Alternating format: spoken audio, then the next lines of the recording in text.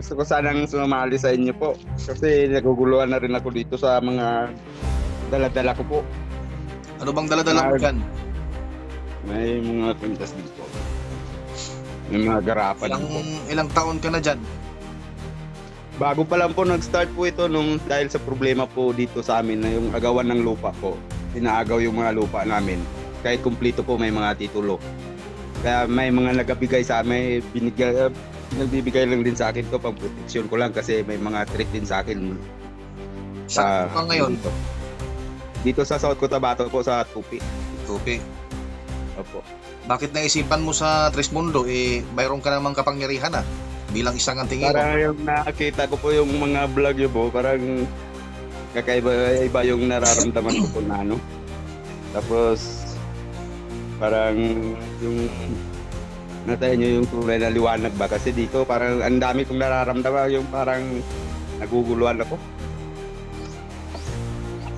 Yun po, ito po. O yan, sama mo na yung medalyon mo.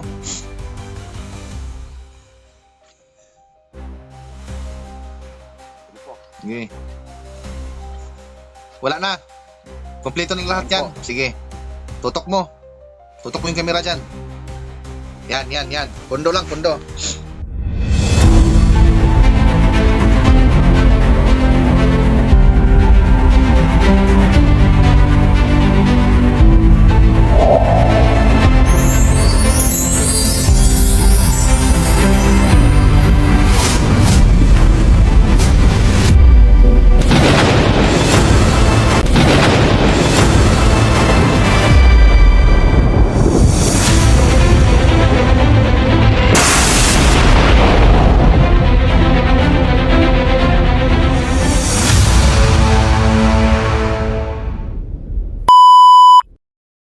Gusto ko sanang sumali sa inyo po. Kasi naguguluhan na rin ako dito sa mga dala-dala ko po.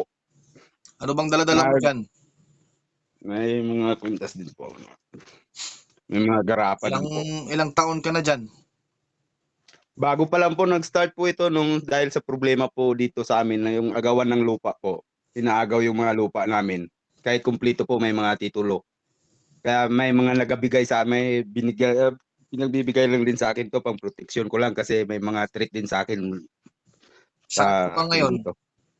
Dito sa South Cotabato po sa Tupi. Tupi. Opo. Bakit naisipan mo sa Trismundo? Mayroon ka namang kapangyarihan bilang isang antingero. Parang yung nakita ko po yung mga vlog yun po, parang kakaiba-iba yung nararamdaman ko po na ano.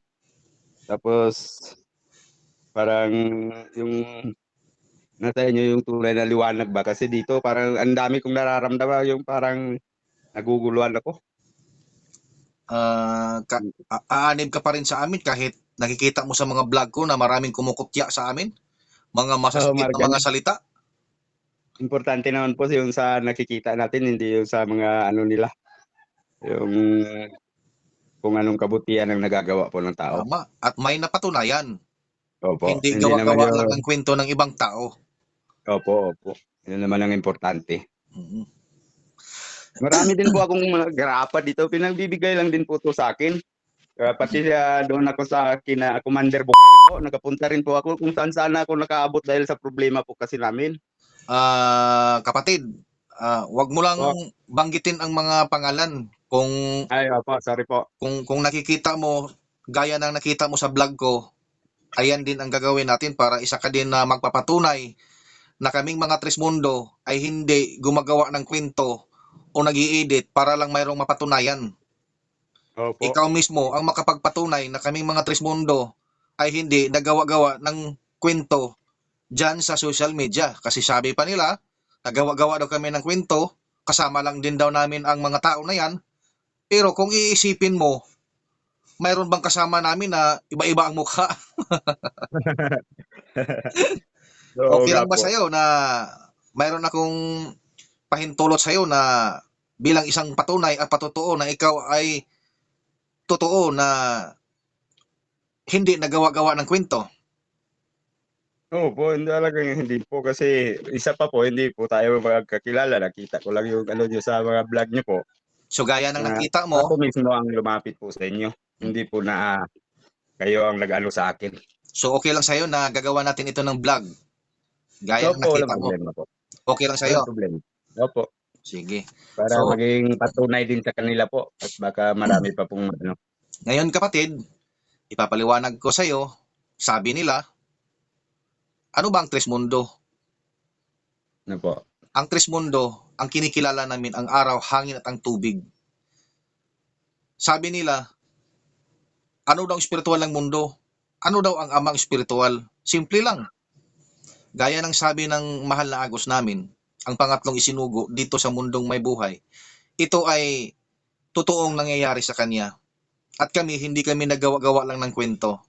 Ang espiritual ng mundo ay siyang naglikha dito sa mundong may buhay. Ang espiritual ng mundo na yan, walang laman at walang buto, espiritual nga eh. Ngayon, nilikha niya kung ano man ang nakikita mo dito sa mundong may buhay. Nilikha niya ang lupa, karagatan, bundok, lahat ng nakikita mo dito ay siya ang naglikha. Mayroong tagapangalaga ng kalupaan. Sino ba ang tagapangalaga ng kalupaan? Ang tatlong itim na espiritual. Sino ba ang tagapangalaga ng espiritual ng araw, hangin at ang tubig?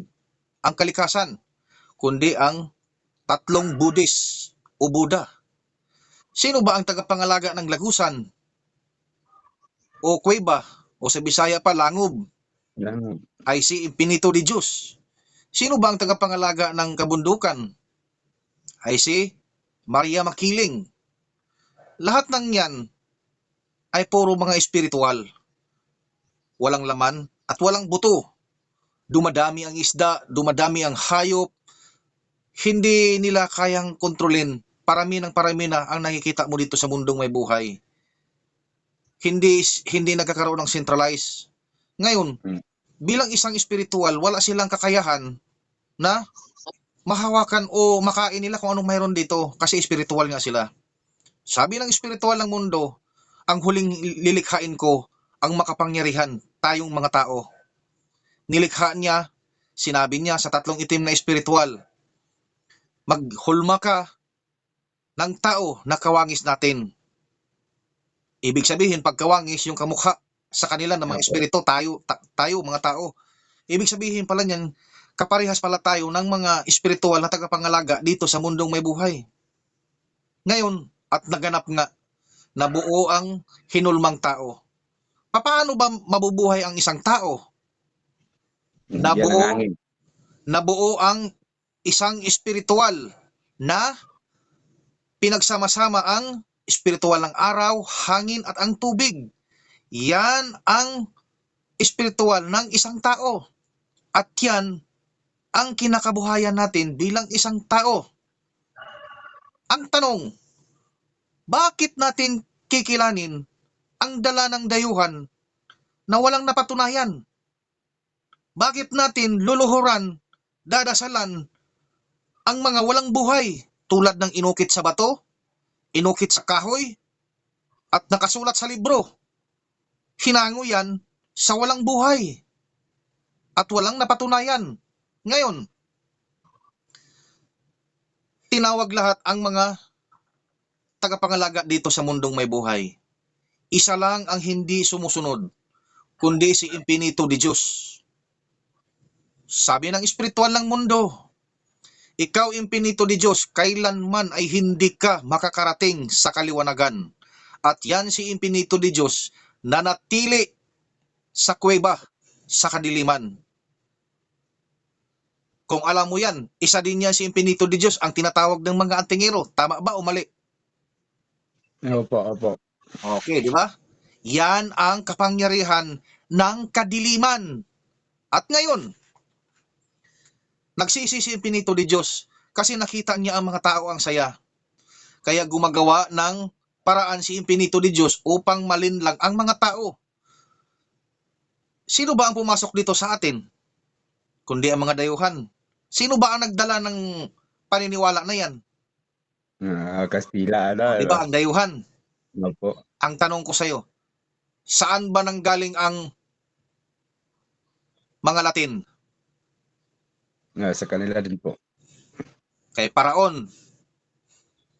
Saan ba nanggaling ang mga rebulto? Kay Kanila Paraon. din. Sino ba si Moises at si Paraon? Di ba magkaawayan sila? Nagkaaway, opo. Ngayon, dumating ang panahon na si Hesukristo ay ginawang rebulto ng Paraon. Pinag-isa ang Latin at ang rebulto ni Hesukristo. Ngayon, si Impinito di Diyos, nilinlang niya ang mga tao. Sa lahat ng sakop sa Asia, ang Pilipinas lang ang napasukan. Bakit? Ano ba ang kinikilala ng China, Japan, Hong Kong, Buddha. Vietnam? Opo. Sakop ng Asia yan, di ba? Ano ang kinikilala nila? Buddhism. O Buddhism, di ba? Ang Buddhist, sino ba? Gaya ng sinabi ko sa iyo kanina, ang Buddhist ay siyang tagapangalaga ng kalikasan, spiritual ng araw, hangin at ang tubig.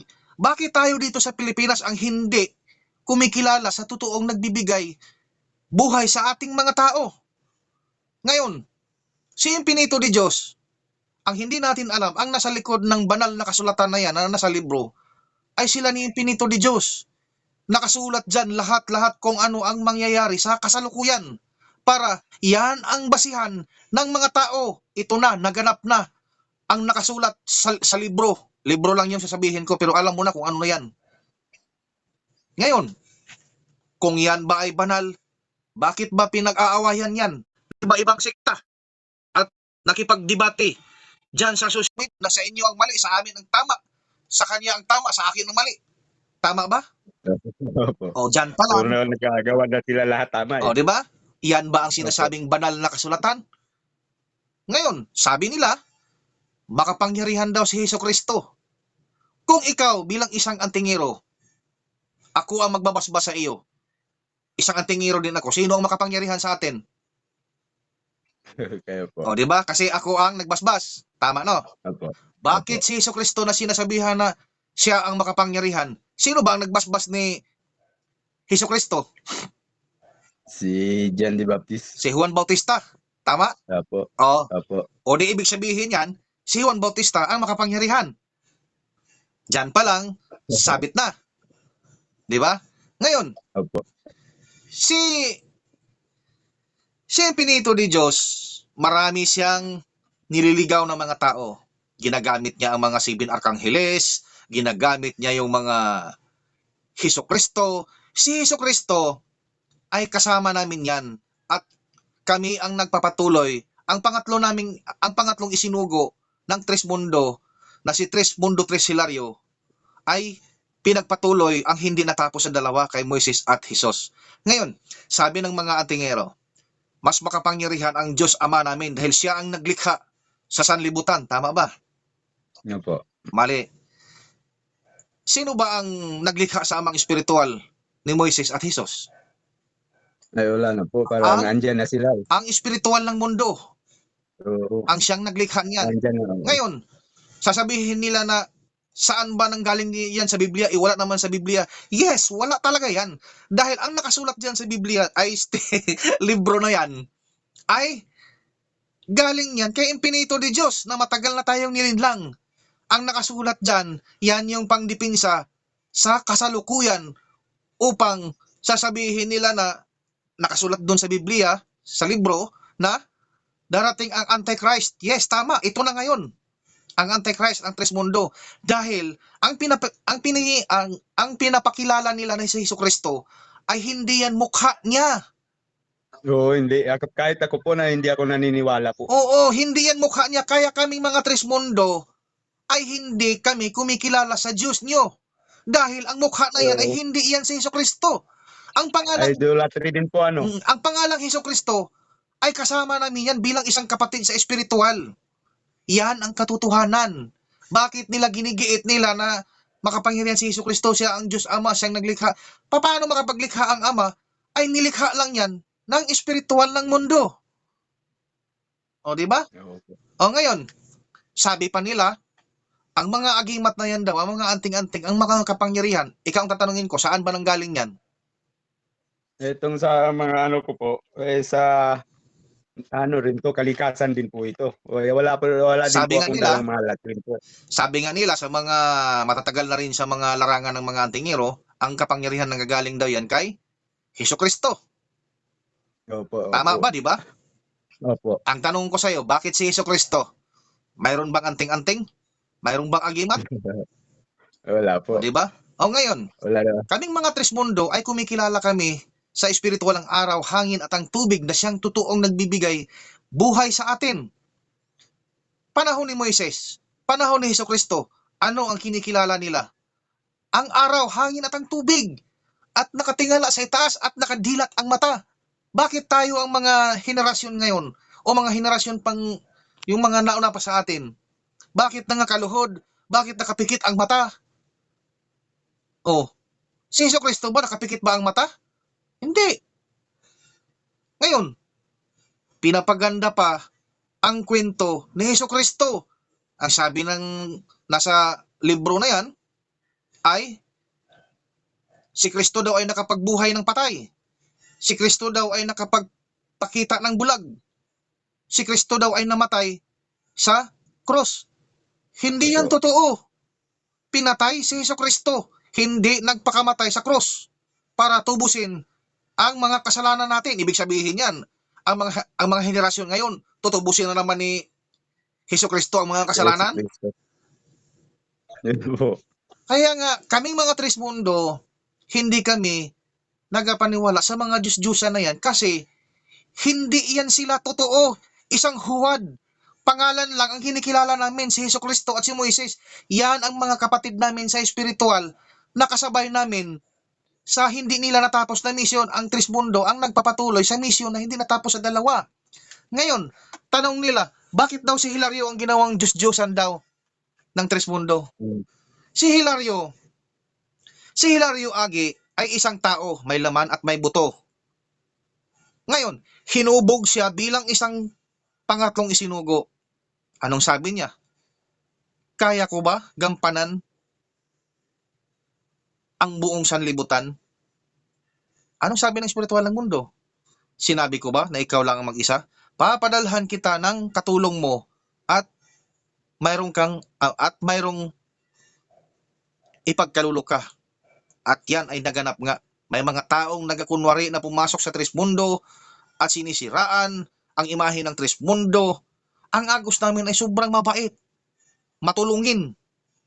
Ngayon, kung makikita mo dyan sa ibang social media, mayroong ibang mga tingero nga nakapagpalakad na hindi nakapagpalakad. Mayroon ba? Yung mga batang hilir. Yan, Yun. diba? Tama. Opo. Pero mayroong iba na pag-uwi lang ay bumabalik din ang mga sakit. Ngayon, si Hilario Agi bilang isang tao, hindi siya kayang makipagdigmaan sa mga espiritual dito sa mundong may buhay. Kaya, binigyan siya ng kapalit sa espiritual niya bilang isang tao. Ang pinalit niya, ang amang espiritual sa isang katauhan niya, pinalitan ng espiritual, na pinapangalanan na Trismundo Hilario. Yan ang amang espiritual na pinapangalanan na Trismundo Hilario. At yan ang kinikilala namin bilang isang amang espiritual. Po. Ngayon, sabi nila, bakit daw kikilanin daw mga Diyos, gawing Diyos daw si Hilario? Tapos, mayroon na ba daw na napatunayan daw? Mayroon na. Hindi lang pinagmamayabang ni Hilario.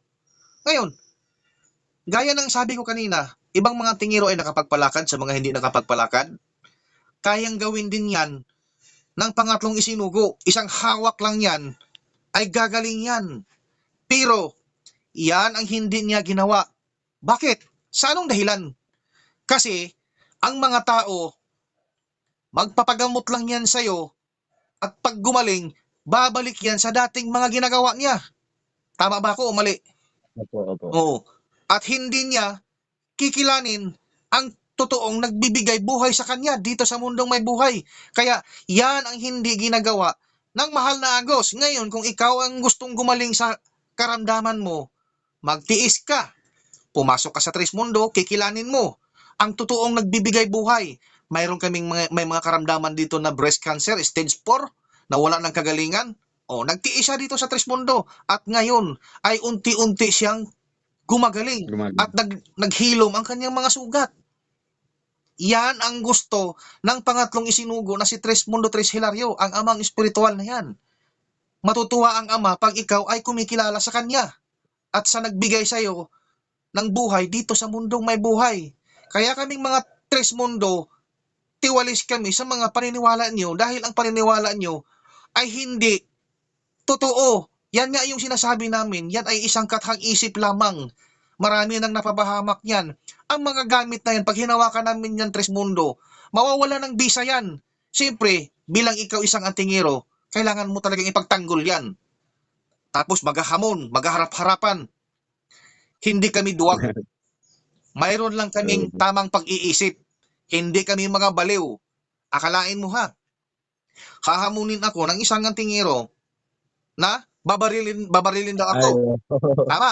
Opo. Pag matablan daw ako, aanib daw siya sa amin at isusuko daw niya lahat ng gamit. Hindi yan basihan, kapatid.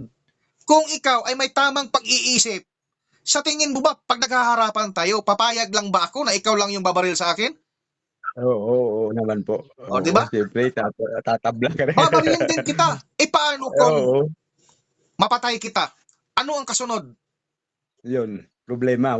Kulong. Di ba? Yan ang hindi nila iniisip. Tapos sasabihin daw na magpirmahan daw sa barangay.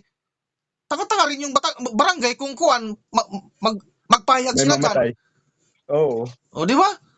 Kaya ang mga Oo. tao, kahit naman ako, hindi ako baliw, napapatol sa kagustuhan nila. Simple-simple lang. May isang katres namin, work of 50,000. Kung sino man ang makaabot ng 1 minuto, titig lang sa araw. Yan ang spiritual. Tapos sasabihin daw nila ay kuan daw yan, material daw yan, sa sanay-sanayan lang daw yan, pag-practice daw, pagtingin sa araw. Kahit mag-testing ka pa ng 1 taon, 2 taon dyan, hindi ka makakita ng araw. Hindi mo maano yan. Hindi kaya ng mata mo yan. Pangalawa, kahit makakita ka sa araw, hindi mo makikita ang kulay asul dyan. Kung hindi ka Trismundo, ang Trismundo lang ang makakita niyan. Kahit anong gawin mo dyan, pustahan tayo. Hindi yan mangyayari sa inyo. Kaya kami mga Trismundo, naawa kami sa mga taong hindi nila alam ang ginagawa nila. Masakit man ang mga pangungutya nila, masakit man ang mga paninira nila, tinatanggap namin yan. Wala kaming sama ng loob kasi naintindihan namin ang side nyo na maging mapusok kayo sa damdamin, magagalit kayo sa amin, kinukutya nyo, hanggang masiraan ang mga Trismundo. Tanggap namin yun kasi alam namin na wala kayong nalalaman at wala kayong alam ang katotohanan.